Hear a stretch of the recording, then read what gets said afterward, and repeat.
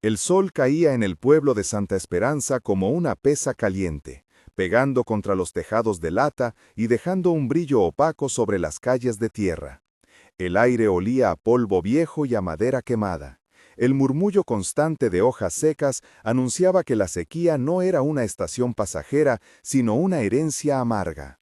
Los pozos se habían convertido en sombras llenas de barro y la plaza central, antes risa y mercado, ahora parecía un cráneo abierto, con sus bancos vacíos y una campana que raramente llamaba a misa. La amenaza era palpable. Sin lluvia, la cosecha moría, los pequeños comercios cerraban y la esperanza se volaba con el polvo. En medio de aquella desolación estaba Elena, una viuda de 38 años, cuya mirada llevaba años sin dormir por culpa del cuidado de sus hijos y por la memoria constante de su esposo. Elena había aprendido a cargar con el mundo en sus manos y a esconder el temor tras sonrisas para los vecinos. Desde que quedó sola, cada amanecer le pedía un empeño nuevo para alimentar a Mateo de 10 años y a Lucía de 7.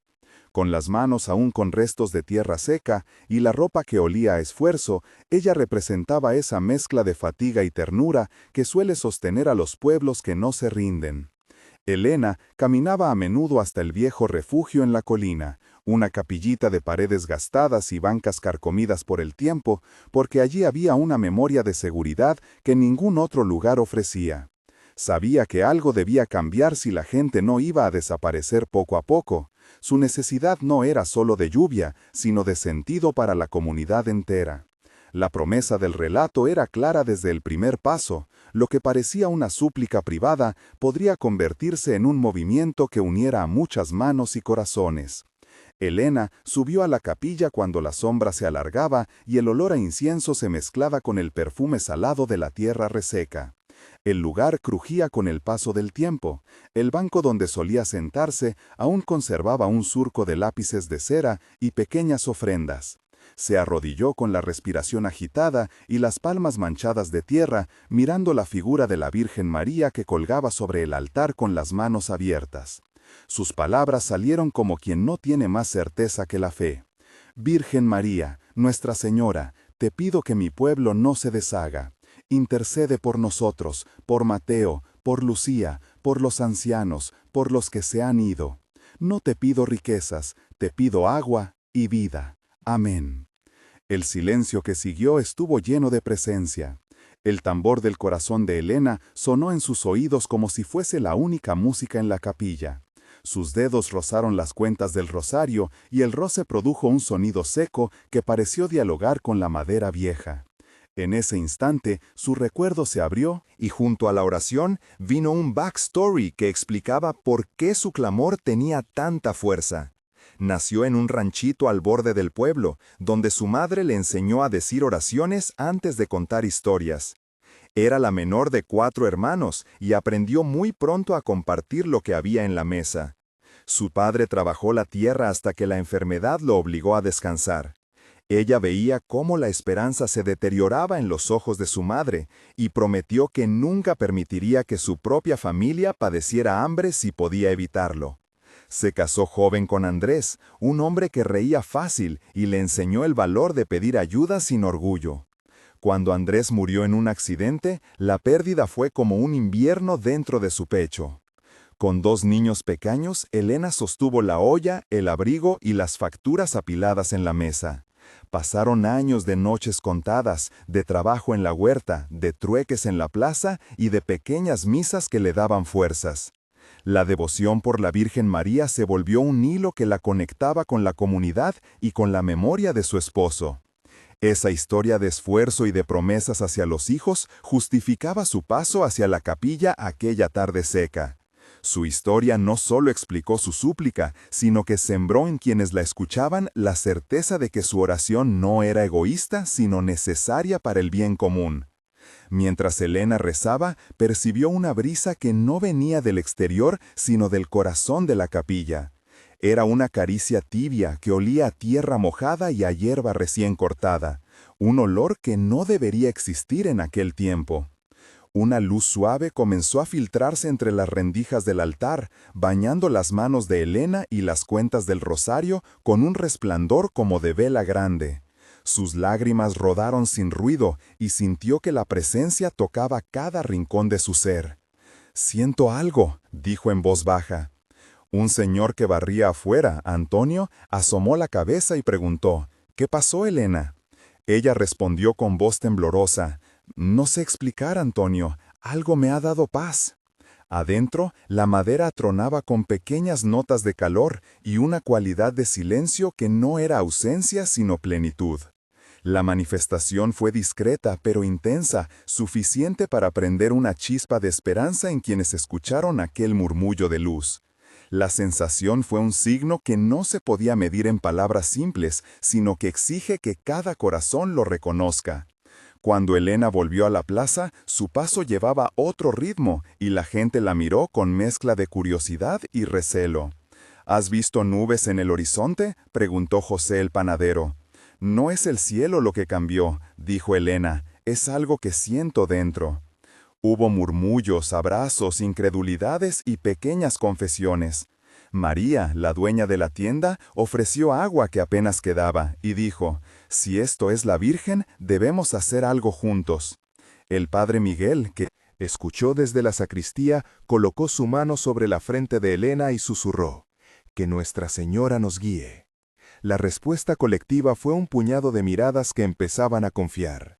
Era el primer efecto, la unión mínima de esperanzas individuales en un propósito común. En la plaza se mezclaron el olor del pan recién horneado, el polvo en suspensión, la lengua de un niño que se lamía los labios por ansias de lluvia y la voz de una mujer que canturreaba un himno antiguo. Cada sentido recogía información que sostenía la posibilidad de un cambio. Tras ese primer eco de la manifestación vino la primera lluvia de señales. Al siguiente día, pequeñas gotas aparecieron al amanecer como si alguien hubiera abierto un grifo diminuto. No fue una tormenta, sino un rocío persistente que ablandó la tierra y llenó de brillo las hojas de los árboles. La comunidad se congregó en la plaza y comenzaron a contarse mutuamente lo sucedido. «Vi la luz en la capilla», dijo Lucía con los ojos grandes. «Escuché un susurro que dijo: no estáis solos», añadió Marta, una maestra que había estado rezando en su casa. El rumor llegó hasta la puerta de la pequeña clínica y el enfermero Loberto ofreció cubrir las emergencias por la llegada de más gente. «Ayer, una mujer mayor me contó que soñó a la Virgen caminando por la calle principal», comentó Paula, que trabajaba en la panadería. Los testimonios se multiplicaron como gotas que forman un arroyo. Los habitantes empezaron a percibir un primer efecto tangible. La tierra absorbía el rocío y los brotes en los huertos parecían estirar sus yemas con más seguridad. Entre las voces se nombraron a Antonio, que trajo herramientas, a José, que llevó agua, a Elena, que contó su experiencia, y a Padre Miguel, que organizó una oración pública. Las reacciones variaron entre el llanto, el suspiro de alivio y el escepticismo tenue de algunos. Fue un día en que la comunidad se miró como si despertara de un sueño largo y conjunto. En medio de aquella revuelta de sentimientos apareció un viajero. Lo llamaban Roberto por las primeras palabras que dijo al sentarse en el banco de la plaza. Venía de la ruta, con botas polvorientas y una mochila que olía a incienso y a libros viejos. Dijo que había visto imágenes antiguas y que en su camino había encontrado una reliquia pequeña de una capilla en ruinas, una tablilla con la imagen de la Virgen María casi borrada por el tiempo. «Traje esto porque pensé que debía estar donde las personas rezan», comentó con voz suave. Roberto tenía la apariencia de alguien que había pasado muchas noches escuchando confesiones de pueblos distintos y su mirada era la de quien cargaba historia y cansancio. Su presencia provocó preguntas y un diálogo profundo con Elena. «¿Por qué viniste hasta aquí?», preguntó Elena. «Porque sentí que algo me llamaba en el corazón», respondió Roberto. «Vi lugares donde la fe revivía con gestos sencillos, como compartir o limpiar una plaza». Entre ellos surgió una conversación extensa sobre la misión de unir esfuerzos para restaurar no solo la capilla, sino la dignidad del pueblo. Roberto habló de su propio pasado como voluntario en comunidades afectadas por sequías y epidemias, y dijo que había aprendido que la fe, cuando se combina con acciones concretas, produce milagros en el mundo humano. El diálogo entre Roberto y Elena incluyó confesiones, planes y la promesa de visitar a cada hogar. A su lado, Paula, Antonio, José, María y Lucía se ofrecieron a ayudar con lo que fuese necesario. Fue la llegada del mensajero que daba sentido práctico a la bendición inicial y que comenzó a transformar el sentimiento religioso en una pequeña red de acción comunal. La conversación con el viajero se extendió hasta la tarde y reunió a más vecinos. Si la Virgen María nos ha tocado, deberíamos transformar ese toque en obras, dijo Roberto. No basta con orar, hay que atar la oración a manos que trabajan. María sugirió limpiar la capilla y convertir el lugar en refugio temporal para los más vulnerables. Yo puedo traer tablas, dijo Antonio, y mi sobrino Ignacio puede soldar lo que haga falta. José ofreció su horno para cocinar cada mañana. Lucía habló de organizar turnos para regar los huertos y enseñar técnicas de conservación de agua. Padre Miguel propuso una misa de acción de gracias y una pequeña novena comunitaria. El intercambio fue intenso y contó con múltiples voces que se sucedían con calidez. «Yo llevo mantas», dijo Paula. «Yo coordino los niños para que aprendan a sembrar», añadió Marta. Entre las propuestas surgió la idea de convertir la capilla en un refugio donde, además de rezar, se diera alimento y asesoría para reconstruir pequeñas parcelas. La decisión colectiva se tomó en la plaza bajo la mirada atenta de todos. Para convertir el plan en acción se describió un proceso técnico. Primero, limpiar el techo. Asegurar la estructura con maderas tratadas y tornillos galvanizados. Sellar los suelos para evitar humedad y colocar tanques de recolección de agua de lluvia conectados a filtros de simple mantenimiento. Fue un proceso explicado con precisión y voluntad de todos. La técnica de trabajo fue sencilla pero eficaz, y el detalle de los materiales y pasos fue claro para que cualquiera pudiera aportar según su capacidad. Los voluntarios se nombraron uno a uno para las tareas. Antonio coordinó la logística de materiales, Ignacio supervisó la reparación del techo, María organizó las raciones de comida y José manejó la comunicación con otros pueblos para pedir ayuda. Elena quedó al frente de la acogida y Roberto se comprometió a buscar conexiones con una ONG cercana que pudiera aportar herramientas y asesoramiento técnico. En los días siguientes, la capilla comenzó a llenarse de voces, de clavos y de manos que trabajaban juntas. Se compartieron historias de antes y se rezó el rosario colectivamente entre martillazos y risas nerviosas. El olor de la pintura nueva, mezclado con el sudor de la gente, dio una sensación de renovación tangible. Cada noche se cerraba con una oración grupal donde todos agradecían a la Virgen María y pedían protección para los que daban su tiempo. La combinación de fe y trabajo dio frutos visibles y pronto la comunidad empezó a creer que la intervención iba más allá de una simple ilusión. Pero la senda hacia la transformación no estuvo exenta de pruebas. Llegó una noche en que el viento se levantó con fuerza y el cielo se cerró como una puerta de hierro. Las nubes oscurecieron la luna y un frío cortante recorrió las calles. Las dudas se colaron en las conversaciones y algunos empezaron a pensar que la luz vista días antes había sido producto del cansancio. En uno de esos momentos de tormenta, un hierro mal clavado se dio en el techo de la capilla y provocó una filtración en la zona donde guardaban las mantas. El agua dañó parte del alimento almacenado y la desesperación golpeó los ánimos. «¿Qué nos queda si hasta las manos fallan?», preguntó Marta con la voz quebrada. La tensión se palpó en la garganta de todos y varios pensaron en renunciar. Un segundo momento de prueba llegó cuando el donante que prometió un tanque de agua canceló el envío por problemas logísticos y la comunidad tuvo que reorganizarse para buscar alternativas. La incertidumbre hizo que algunos recordara viejos rencores y surgieran pequeñas discusiones sobre prioridades. Un tercer momento de prueba ocurrió cuando Lucía, una niña de 7 años, se enfermó por una fiebre súbita y la clínica local informó que necesitaban recursos para medicarla. Fue entonces cuando la comunidad tuvo que decidir si priorizaba infraestructuras o cuidaba la vida inmediata. Fueron horas tensas, de decisiones difíciles y de oraciones largas, en las que la fe se puso a prueba de maneras concretas. Cada una de estas pruebas expuso la fragilidad humana, pero también la capacidad de responder con generosidad real. En la noche más oscura, cuando las dudas parecían pesar más que la esperanza, ocurrió el clímax espiritual que nadie esperaba de manera tan directa. Durante la vigilia organizada por el pueblo, cuando las velas en la capilla formaban un mar de luz mínima, un niño que jugaba entre los bancos señaló hacia el altar y dijo con voz clara: «La Virgen está sonriendo». La habitación entera se quedó en silencio, y en ese silencio una voz suave se elevó, no desde la garganta de nadie en particular, sino como si viniera del centro de la estancia.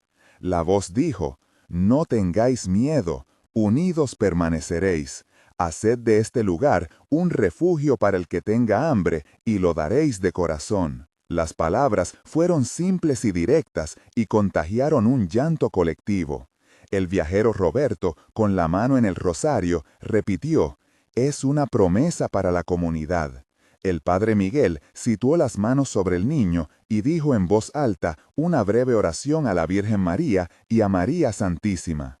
Las lágrimas fueron reales. Tantas que limpiaban el polvo de los ojos y humedecían las mejillas resecas por la dureza del tiempo. Algunos escucharon un murmullo de coro que no venía de tecnología, sino de un fondo inesperado. Fue un momento de claridad en el que se confirmó que la intercesión no era un consuelo abstracto, sino una guía que demandaba acción. La gente cantó, se abrazó y renovó su compromiso con la obra. Las instrucciones de la voz fueron simples y prácticas, invitando a servir sin juzgar y a compartir lo que se tiene con humildad. La emoción fue tan fuerte que muchos sintieron cómo algo en su interior se transformaba. Tras esa noche, la comunidad actuó con una fe renovada. Las acciones fueron concretas y sostenidas, las reparaciones se terminaron, la capilla quedó con un techo firme, se instaló un sistema de recolección de agua de lluvia con barriles y filtros caseros y se organizó un calendario de turnos para la cocina comunitaria. Se crearon pequeños talleres para enseñar a conservar semillas y técnicas de riego eficiente. Fue frecuente escuchar el rezo con el tono de agradecimiento mezclado con el de la planificación. El testimonio colectivo fue fortalecido por la presencia de vecinos que antes habían dudado y ahora participaban activamente.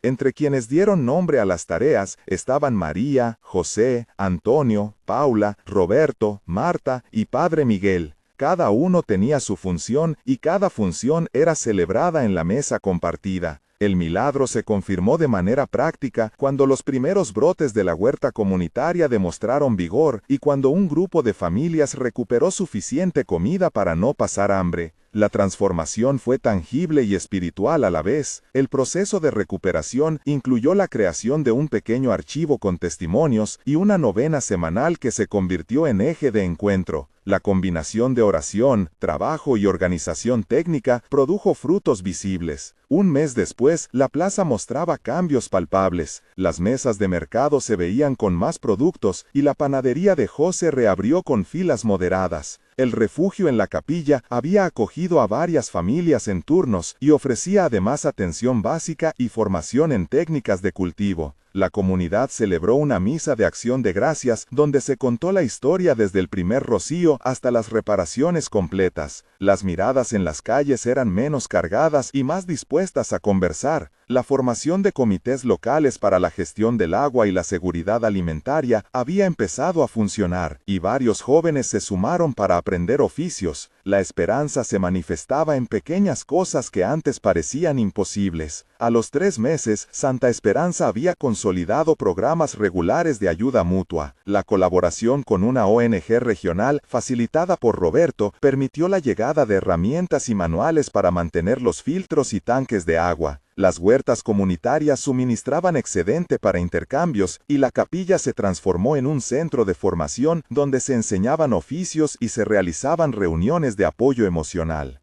Las historias de fe y prueba se compartían en voz alta y se documentaban para que otros pueblos pudieran replicar la experiencia. La figura de la Virgen María se convirtió en símbolo y compañía, no en objeto de culto vacío, y las oraciones eran a la vez gesto y compromiso. Las relaciones entre vecinos se fortalecieron con actividades culturales y celebraciones que recordaban a los que habían ayudado. 6 meses después, la transformación era evidente y profunda. Santa Esperanza no solo había recuperado parte de su producción agrícola, sino que había desarrollado una red de intercambios con pueblos cercanos para compartir conocimientos y alimentos. La capilla funcionaba como centro comunitario y había un pequeño banco de semillas gestionado por Lucía y Marta. Las escuelas locales integraron prácticas de cuidado del agua y la municipalidad reconoció el esfuerzo con una placa en la plaza. Las historias de curación y de ayuda circularon más allá de las fronteras del pueblo